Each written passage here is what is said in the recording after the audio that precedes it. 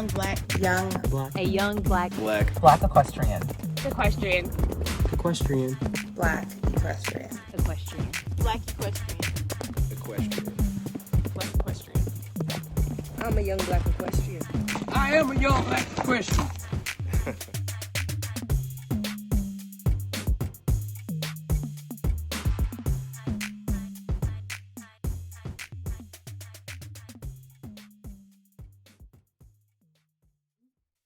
Hey everybody, thank you for tuning in to another episode of Young Black Equestrians with your hosts, Abriana Johnson and Caitlin Gooch. Today we have Andrea Davenport here with us, and we are so excited to talk about her journey as a horsewoman and all of the things she's done in the past few years and all of the accomplishments she has made. And we're just excited to hear something new because we've never heard of anyone who has done the things that you have done. So welcome to the show. Oh, thank you so much for having me. I'm really excited. It's a great story, but it's my story, so I always think it's not as awesome as it is, but I'm excited to share with everybody. Yeah. So we used to do this back when we had only had our little podcast way back in the day. We just had the audio content, but we kind of forgot about it because we were just so excited to be on video. Okay. So if we want to just go around and share something that we are thankful for today, that would be great. Okay. Oh, I can start. If you want me. Or okay, go ahead. I had to, because this is our first one. I'm so thankful for our group with those wonderful ladies. We have this we started out as a Don't Rush Challenge little group, and we made a video together. But ever since then, we have just turned into friends, and it has been so amazing to just talk to them and laugh every single day. Every day. Yes. I am thankful for new opportunities and growth and I guess changes that are going to happen in the next couple months that will kind of boost a career path and just be really exciting. Something I haven't done before, but something I'm finally taking the leap on. So obviously it's super vague, but I am thankful for what is in the works at this point. Okay, I guess it's my turn.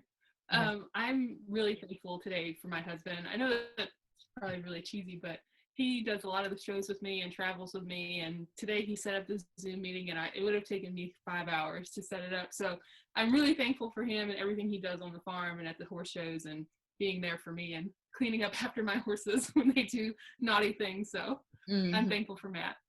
Yeah. Oh, thanks, Matt. All right. So briefly tell us about yourself, kind of where you're located, what discipline you ride, all that. Okay. I'm currently located, I live in Brooksville, Mississippi. I'm originally from Alexandria, Virginia. I'm a dressage rider now, but I did not start out that way. I started in hunter jumpers, but I was really awful at jumping, like horrible. So much so that one of my trainers told me I should just take up tennis because I was so bad at jumping. So I said, okay, I'm just going to do all the flat stuff and just compete in dressage. So I've been doing dressage probably about 15 or 16 years now, maybe a little longer, because of all the bad jumping.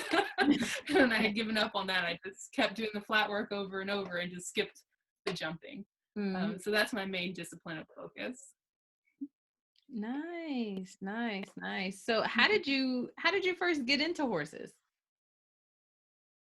I've grown up riding. There was a facility down the road from my parents' house that had where you could go and take riding lessons. And so I've been riding my whole life pretty much. And my parents really don't like horses, but they put me in lessons and they're like, oh God, we're stuck with this now that we've put her in these lessons and she's addicted. So now we have to keep taking her over to the facility to ride. So I've been riding ever since. Oh, it definitely does not end once you become addicted to it. Yeah. Right? Yeah. A lot of people think it's a phase. It's like, okay. Well, okay. You'll get like 5 lessons and then stop talking about it. Right. Nope. Open Yeah. doors. Yeah. So, what are some of the challenges you faced kind of in this industry and in your career path? I honestly had a really hard time with two things coming up. One of which was my weight. I'm fairly tall and stayed pretty heavy throughout my entire life, and that was problematic for riding, especially when I was younger, riding in riding schools before I had my own horses. I had one facility that I worked that I trained with, and they would weigh us periodically in front of each other to make sure that were of the size to ride, and I was right on that line, and that was really difficult for me coming up as a young rider. So that was one thing. So weight has always been problematic for me, and I focus on trying to stay fit to ride and compete and stay athletic for my horses, but it is a real struggle even today. The other thing that I had issues with was being a young person. I'm on the younger side of licensed officials for USEF, and I have always had a problem in my own maturity and making sure that I carried myself well and presented myself well for the sport. And so age has been a real issue, and making sure that I was a nice person and a caring person and did what was best for my sport. So that was something I had to learn, and I think I'm kind of growing into it a little bit, but that was a real struggle for me also. Interesting. So you said that you're on the younger age for USCF officials. What does that mean? What does that title entail? So I am a technical delegate. So at the competitions, I am the go-to person for interpreting the rules and representing the organization and what their standards are at a competition. Most of the people that are licensed officials are in an older age bracket, but it was something I wanted to pursue for several years now, and so I went ahead for it and got licensed this past year. And I'm 33 years old, and so it's not as common to be an official when you're in your 30s. There are some, but for dressage there aren't many. Mm-hmm. Wow. What do you know the point in which you decided you wanted to be a delegate? So I actually wanted to be a show manager first. And when I was looking over all the things you have to do to become a show manager and all the things you need to know, it fell in line with what was necessary for the technical delegate. So I said, well, if I follow this sheet of everything I have to do, I'll be well prepared to put on my own shows. Mm-hmm. I grew up, like I said, in the DC metro area, and I grew up watching the International Horse Show. And we went every year as a family, and it was just the most magical experience for me. So I wanted to put on shows for like the longest time since I was a kid. And so I said, I'm going to put on these shows. I'm going to do it. And everybody just kind of laughed at me, and they're like, you have no idea what you're doing. It's this whole big ordeal. And I said, yeah, you're probably right, but we're going to do it anyway. Yeah. So I went through the motions to become a show manager, and at the same time became a technical delegate. Mm-hmm. That is amazing. I don't know of anyone who has grown up like everybody wants to be a performer. No, not many people want to not many people want to host the performance. Right. Yeah. But they can't have a performance without the stage to put it on, Exactly. So that is amazing to me. It's like, ordering the ribbons and picking out the streamers and making sure the colors look good and ordering the trophies and bringing in the judges. That's the magic for me, and pulling it all off is what really is a feat that you don't think about, because so much goes into it people just don't even realize. Yeah. And do you have a committee for this kind of thing, or are you kind of the sole operator? So for the licensed officials, there's a committee that you go before to become licensed. For the show management part, there is no committee. You just kind of take it on yourself.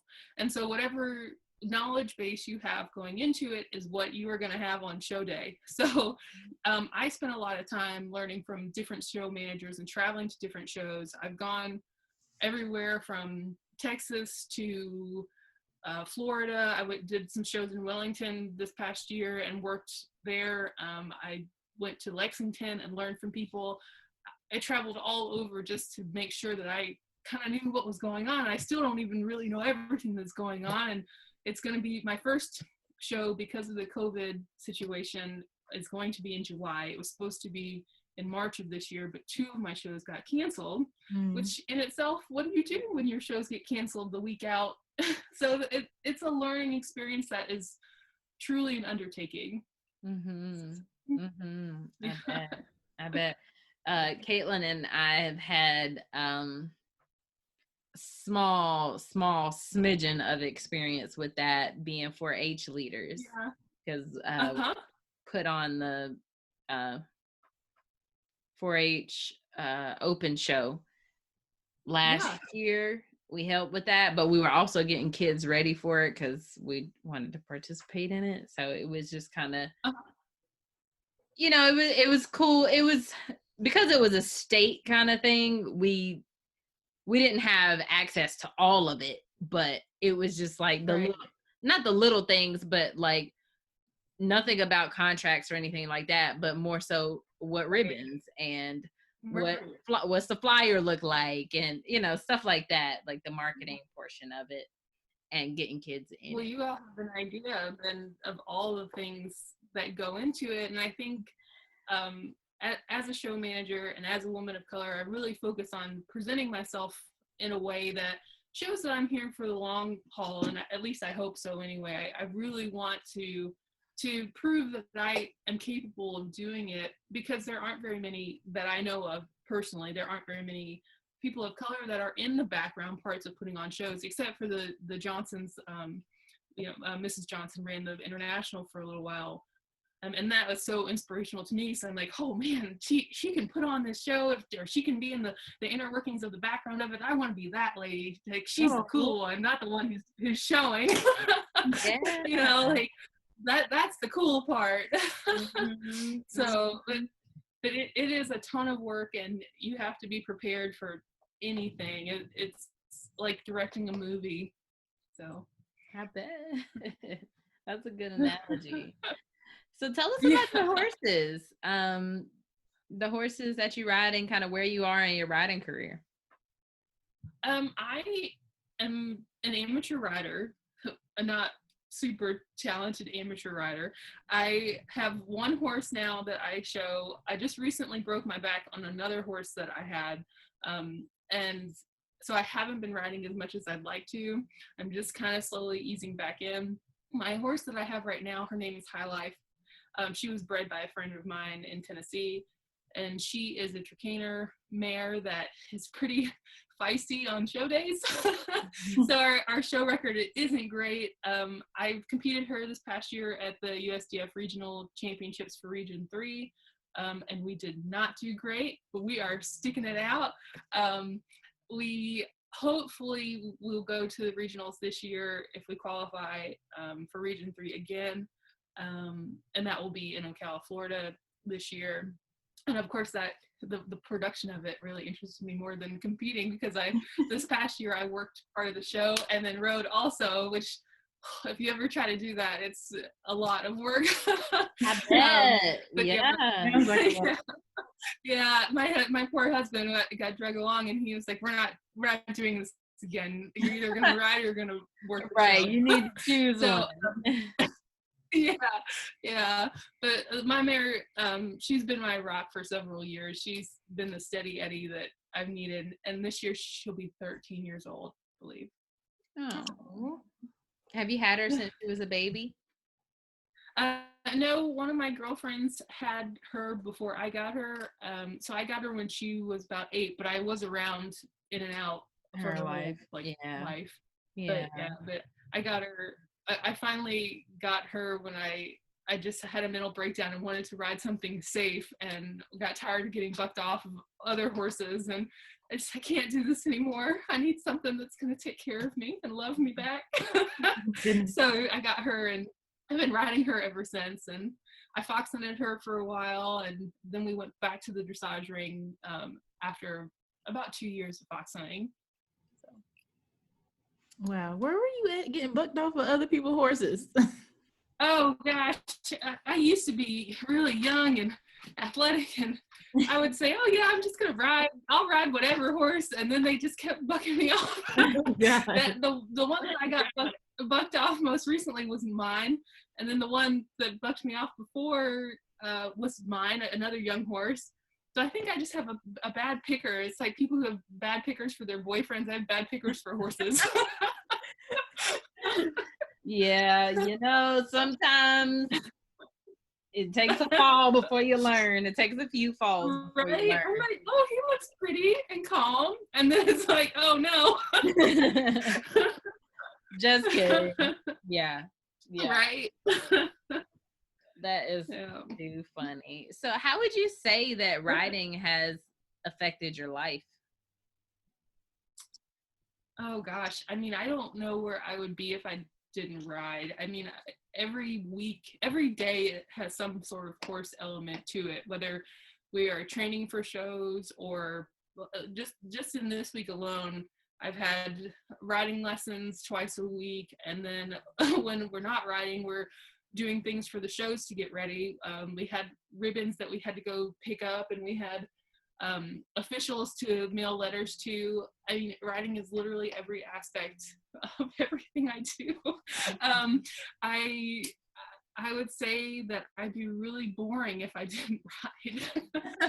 Yeah. So what will we have to talk about? Right. I know. I'm like, I wouldn't know what to do. Like, all of my friends are riders that I've met throughout my life. One of my very good friends I met when I was scribing for somebody else at another competition, and then my other girlfriend, who's one of the people that you all interviewed, I mean, I met her at a competition. I was like, oh my goodness, there's another Black person at this competition. She needs to be my friend. And so she's been my friend literally ever since. So Pam's been my friend. Pam Millen. You all interviewed her. It's been a little while ago. Yeah, we met at a competition, and I was like, oh, would you look at that? You have to be my friend. And then I literally walked up to her. I was like, do you want to be my friend?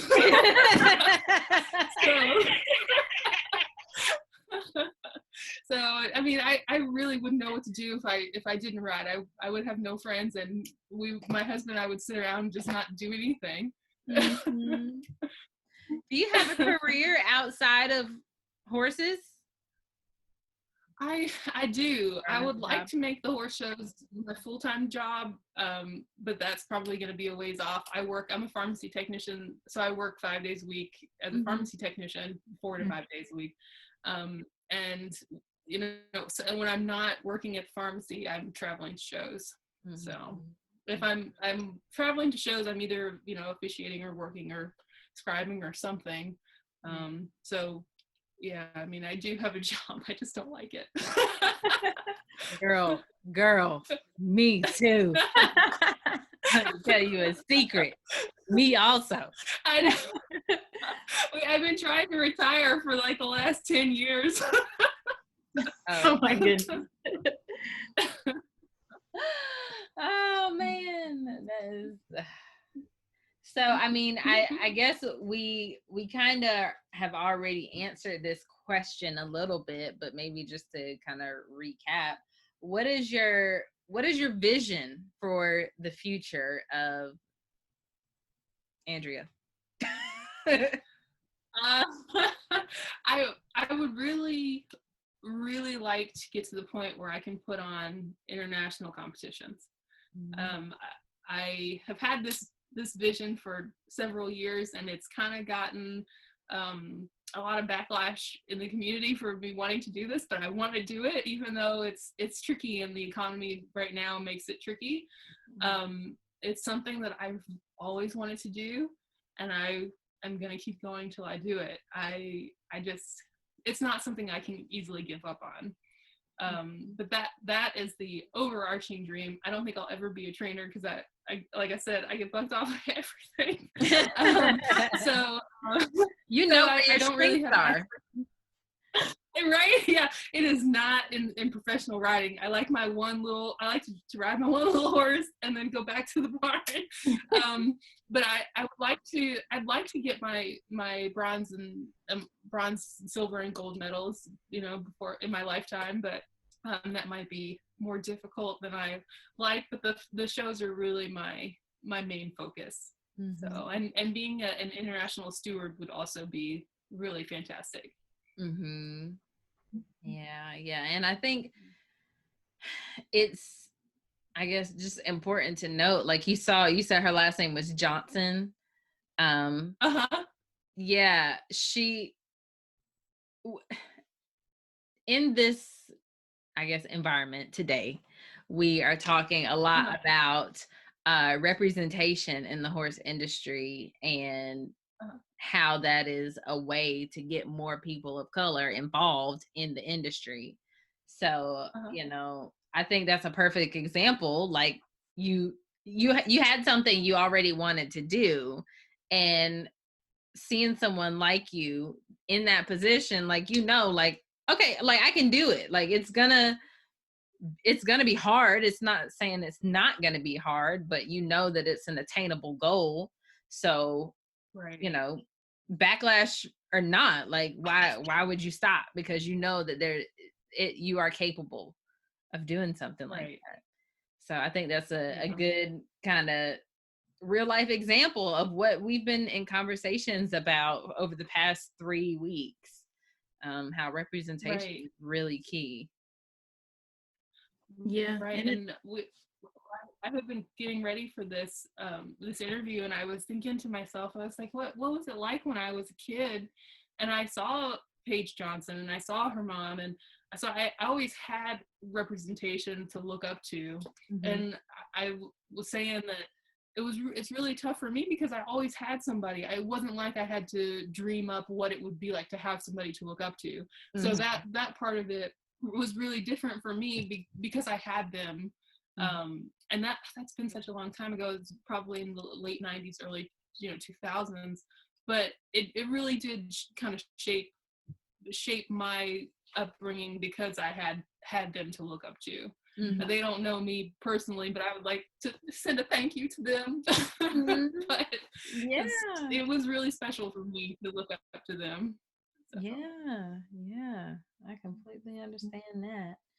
So what advice would you give an aspiring equestrian, aspiring show manager from your experience? I would say to always be a sponge first. And even if the ideas that you are getting are not what you envision, to just take every part in, the good, the bad, and the ugly, because all of those things are essential to your development. I had a personal experience where it just wasn't my day. It wasn't my show. I was not on point as to what I was supposed to be doing. And I got a lot of criticism, but that criticism has really shaped me into being a better person as far as my sport goes and as far as putting on competition goes, because it was a tough lesson to learn, but it was so essential to making me better. Mm-hmm. So just always be a sponge, always just soak up every little bit, because it's going to come in handy later. Yeah, that is how you learn anything. If you don't experience it yourself, you listen from the experiences of other people. Mm-hmm. Right, that's right. Yeah. And don't be afraid to be different. I think one of you all commented about doing a freestyle to some particular music, maybe on one of, yeah, I mean, go ahead. Like, don't be afraid to be different. We're all already different. You're going to show up on day one being different, so just go ahead. We'll see what had happened was I don't ride dressage. I just want somebody else to do it. I mean, I can practice. I mean, we can get there. If I got to do it myself, then fine. But I'm like, can somebody who is already up there in the ranks, they already know how to push the buttons. Because I have a gated horse. So even if I do this, I'm going to be like an outlier double because it's gated. Yeah. And they could be like, who is this girl? Triple. I'm a black female on a gated horse riding to some ratchet music, and they're gonna be like, you know what? Gated horse to make it really difficult. Yeah. Like, this is just an exhibition. Don't judge me. I just needed to do this for myself. I would let you do that exhibition at one of my shows. And I would watch it with a video camera, but I would love it. You do great. You know what? Let me find somebody who wants to teach me how to do dressage. I'm gonna have to do it myself. Yes, by all means.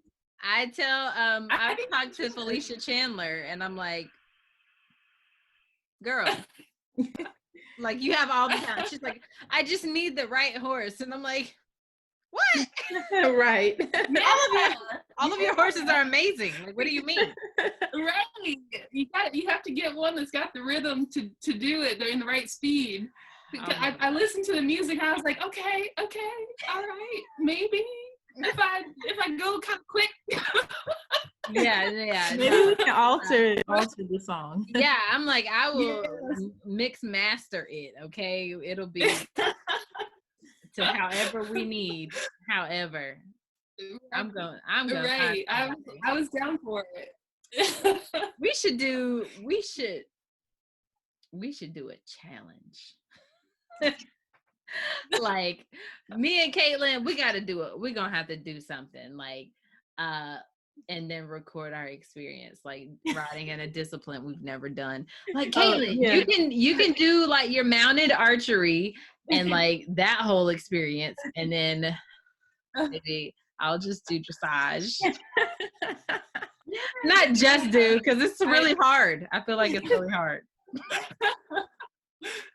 I'm trying to do my freestyle, my next freestyle to some music that's not quite that music, but I am trying to use Meghan Trainor's "All About That Bass." So maybe we can get a little bit for the rhythm. It's just yeah.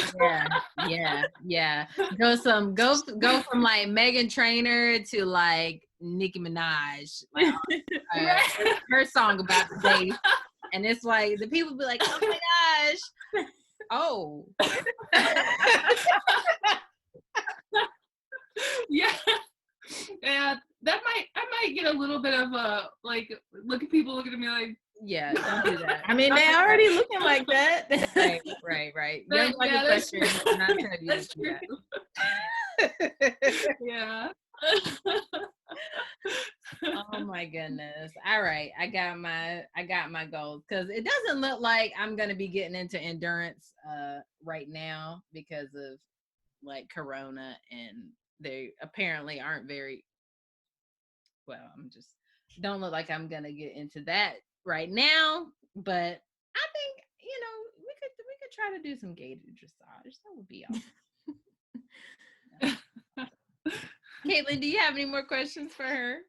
I'm so happy for us to talk to you. I can't wait to share this part of the horse industry with some of the children that we interact with, just to show them that there are other careers within the horse industry other than just having a horse and riding a horse. Mm-hmm. So I'm excited to share your story.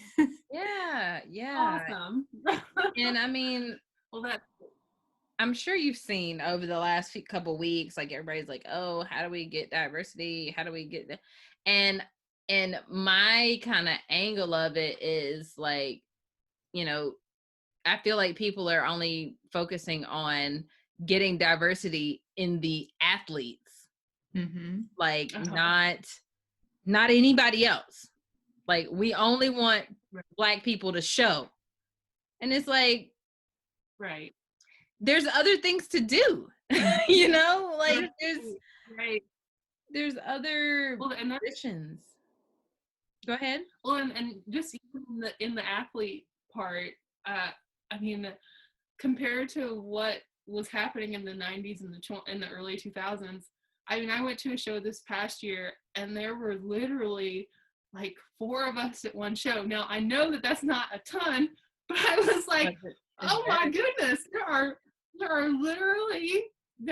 like 4 different Black competitors, and I was so taken aback, and I said, wow, you know, things really are changing, and I know it doesn't happen as much on the smaller show scale, but at some of the big international shows where people are coming from California, or people are coming from, you know, the North, and all coming to this one show, it's really more diverse than what it used to be.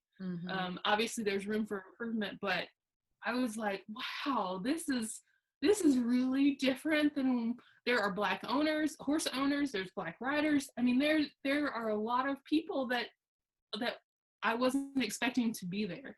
So it was really shocking, and it was really, in a fantastic way, a surprise to me. Because I was expecting to be the only person there, honestly. Yeah. Yeah, and that's, you know, I feel like that's a lot of our experience. Like, here we go. And then people, I feel like sometimes people are like in awe when we're so excited.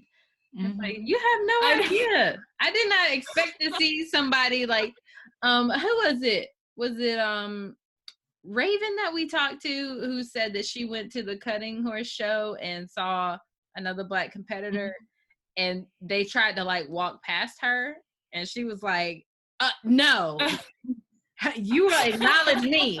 We will acknowledge each other. Like, we are people, okay? Like, it's okay. It's okay to acknowledge me. You will not piss off your friends, but we're the only 2 here.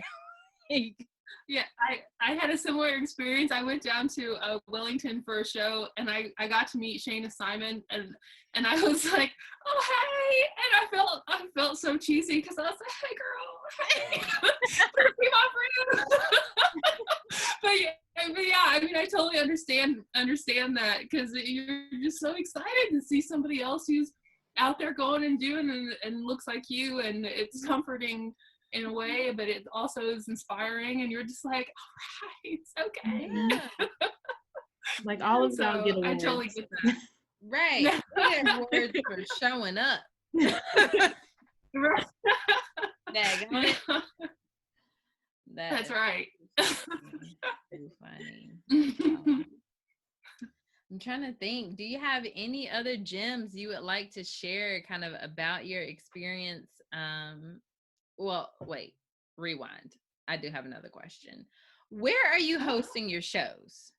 Are they at your private property? No. That would so I rent the facilities for my shows. I wish I had my own facility, but I don't. I have 2 shows for 2021 that will be in Tennessee. They'll be in Cleveland, Tennessee, at a facility that I rent there, Tri-State Exhibition Center. And then I have another show that's going to be in Mississippi, where we live, and it's at a state-run facility at the Mississippi Horse Park. Then I'm secretarying one show that is going to be in Pensacola, Florida, at another facility there. And then I have another show that I'm putting on in Gulfport, Mississippi. So they all kind of vary in location, but not all of them are my shows, but 4 out of those are. The 5th one was not. So they're all over. It's just whatever facility I can kind of get to put it on and have a crowd that will come and support the show. Right. How do you how do you secure a place like that? Because I'm sure they don't just let random people walk off the street and say, hey, I want to rent this out for my daughter's birthday party. You can, as long as you pay. I mean, so you have to usually put down a deposit for it and book it fairly far in advance. Like I said, a lot of those shows were for 2021, so I have them reserved, the facilities reserved for the next year. That also goes along with booking your judges. You send out contracts for your judges typically a year, 6 months to a year in advance to secure those dates with the judges. So once you have all of that kind of locked down, then you can go into advertising and getting the sponsorships and things like that for your competition. So sounds like you have to be pretty organized. Yes, but I have to admit, I am a tornado of organization. It is a controlled chaos sort of situation. But yes, you do at least have to like maintain a calendar. And a lot of people who know me make fun of my calendars because they are paper and they're the foldy kind that's only like this big. And I like to write in them in pencil and keep them in my pocket like a crazy person. But that's how I stay organized. I don't like the phone. The phones are not good for me because my phones tend to die. I need my calendar. So, but yes, like all of that goes into getting your venues. It's honestly, it's just like planning a wedding. You pick your venue, you secure your dates with a deposit, then you can go into catering and all that other stuff. And depending on the level of the show, sometimes you have to have things catered and have food vendors and all kinds of other fun things. Yeah. What on average would you say is the cost of a show like that? And I mean, I don't think at this point it's for major return, but yeah, what's the comparison? So in my sport, typically if you're running a weekend show that only has one judge and it's only one show for the weekend, it's going to be between $5,000 and $10,000 for the show.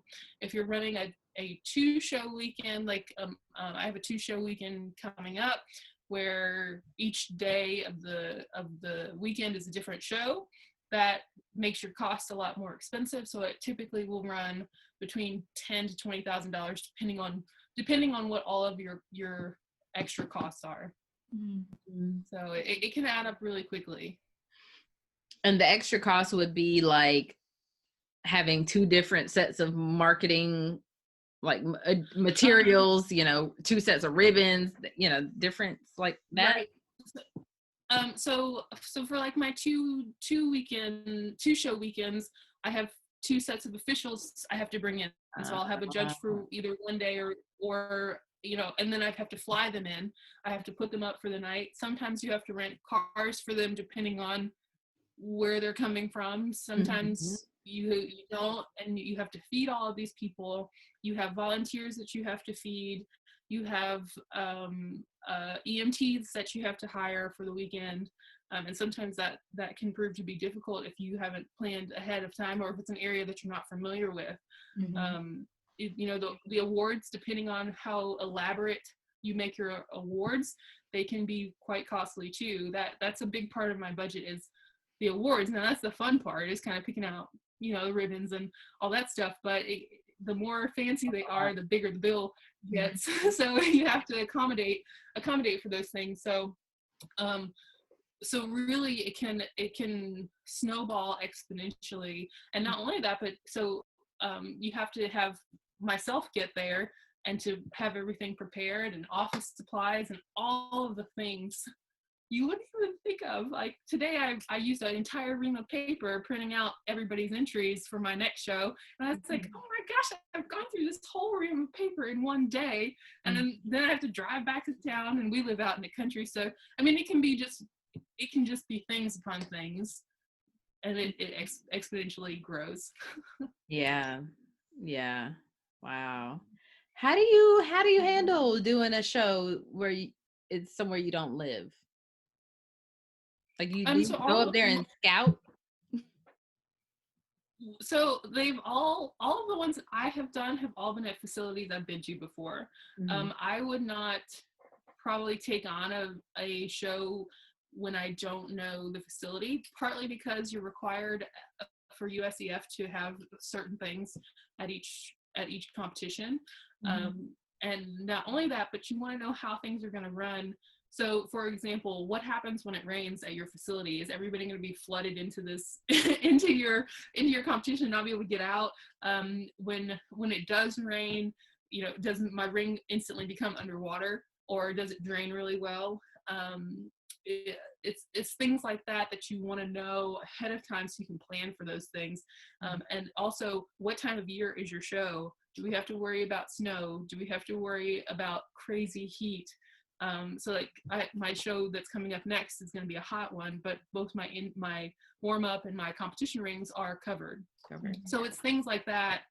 You really want to plan ahead and schedule, where am I going to do this show and what time of the year and what things do I need before I get started. And that just goes into making it a really nice, happy show.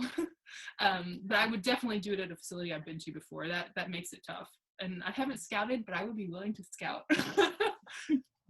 Yeah, So. me too. I just want to go look.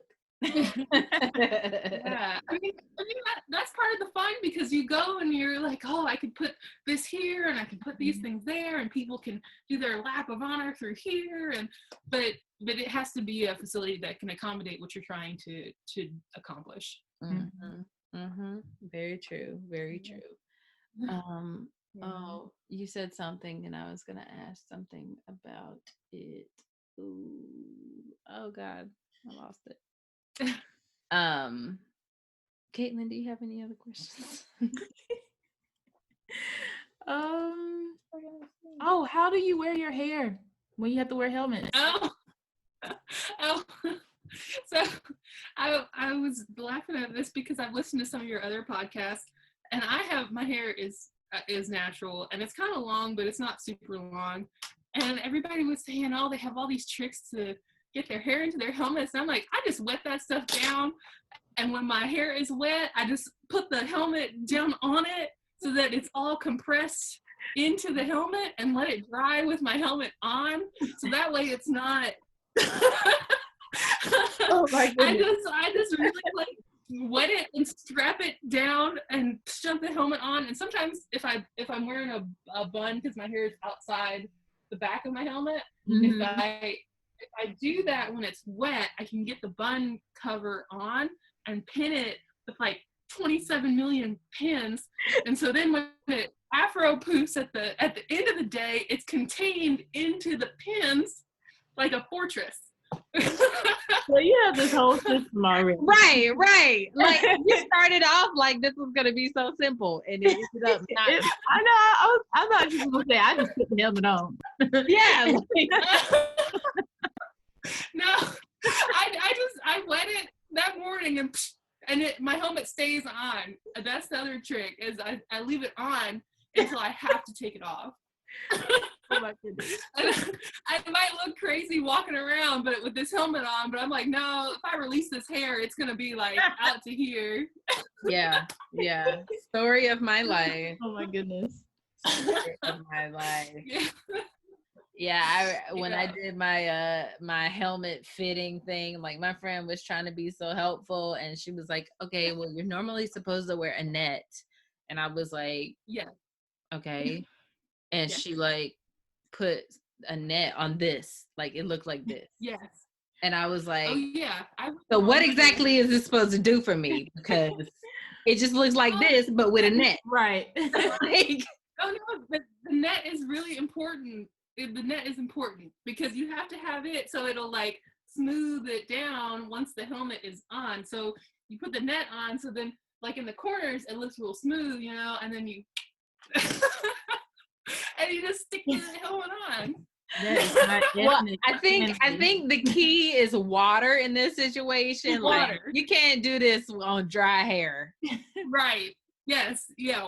For me anyway, because my hair is natural and it doesn't care. I soak it down. Mm-hmm. Sometimes I've had to use like a garden hose outside my horse's stall and like wet it down. And then, then you slick it back, put a hairband on there, and put the net and the helmet, and then just you have let it videos go. of this. Yeah, I need a tutorial. Has your husband caught this in action? I know, right? I can make a Where tutorial. of how to where wash is my- Andrea? She got to go wet her hair. Hold on. Yes, Got that here. is literally what happens. It's she like washing you have her your whole helmet. outfit and then Yeah. Yeah. True. And I'm sure he's so True. helpful. He's just standing there with a towel. Like, here's a towel. Yeah. Well, so it's always hot where we show, so I don't even worry about it dripping. Mhm. I just let it True. go. Put the coat on. Mhm. Just nobody's gonna see it. The coat's black. Put the coat on and get on the horse with the water just running down your neck. It's fine. Yeah, make it work. Cools you off. That's right. Ooh, the Yeah. stuff we go through. Yeah. Goodness. Right. Yeah. You gotta do all of that and show. Like, Right. Right. At one point, I did have a helmet. I did have a separate helmet for when my hair was braided versus when my hair was down. that was gonna be my And it next was a bigger question. helmet. Yeah, when my hair was braided, I had a second helmet that was bigger, and it just the same concept though was just wrap it up, slap it on there, and don't take it off once you've pinned it into the contraption. Mhm. Don't take it off. Like, I have a 2-day show. I'm going to just leave it on. Right, Sleeping in the helmet. Get a Leave good it on movie for tonight. dinner that night. Yeah, because once you've got it set, it's set, and you just need to put a wig on over it when you go out that night, and then put the helmet back on. The image in my head of a wig on top of a helmet. Right. No, I think she wig on top of it pinned in. Oh. Yes, yeah, with a pin. Oh my gosh. Yeah, no, just take the helmet off when you get back to the hotel room, and then And put then the just wig put on. wig on. Leave Right, it pinned though. Leave it pinned. Right. Right. Make sure my horse-show wig is in the bag. Yes. For real though, for real. And make sure you take it to the hotel room so it doesn't get all puffy before, Oh my god. This is My eyes are watering. Oh my god. mine. So funny. That is so funny. So we basically just need you to produce a checklist. Okay. I Of can what- do that. of I what- can put it on my website with my shows. Mhm. To my ladies, please, if you need help with your hair, Yes. text me. yes. A whole checklist. That was what I was gonna ask. Do you have like a checklist that you go through for each show, like to make sure you have everything? So there is a book that you can get from the USEF website that has it's for show managers, and it has a little list. I use that because it was pretty much written by the people who trained me to do shows, so I just follow that. I don't really have a list. I have a giant stack of stuff that lives in my house. It's just outside of view that just stays put together, and then when we get ready to go to shows, we're just gonna pick it up and take it all, so that it all just makes it to the shows. It just lives together. Eventually we're going to buy one of those travel trailers that's going to hold the show rings and all the ribbons and all that stuff, so it'll just live put together. But for now, it's just in a stack in my office, just stacked up. So. Hey, as long you got a system, as long as it works. Right. Well, right. One day when I have international competitions, I probably, the stack's gonna be so big it'll take up this whole room probably. So that won't work. Yeah, you'll definitely need that traveling trailer for sure. Right. Yeah. Well, that is too funny. Well, is there anything else you want to share with our audience today? I really, really did enjoy our time today. No, just if you see me at a show, please just come say hi. I've run into some of our other people of color at the shows who I've recognized, and they won't come say hi to me, and I'm just like, come say hi. I love to meet new people, and I'm very approachable. So, so if you see me at a show, probably at a dressage show, because I don't do much with any other discipline. But if you see me out, come say hey, because I'm friendly. Oh, yes. Go say hey. Go say, hey, can I be your friend? Yes, exactly. You want to be my friend? Sure. Oh, that's too funny. Oh, well, thank you so much. I'm so glad that we could be your first Zoom of the pandemic. Thank you for having me. It's really special. Thank you. Hey everybody, I am sure you have heard us talk about this already, but we just wanted to share again. OG Festival is happening September 11th through the 13th. It is a virtual trail ride experience. We are going to have music, fun, fellowship, prizes, and everything. So please go to blackequestriannetwork.org/OG Festival to learn more, learn how you can be a vendor or a sponsor, and learn how you can attend this first of its kind event.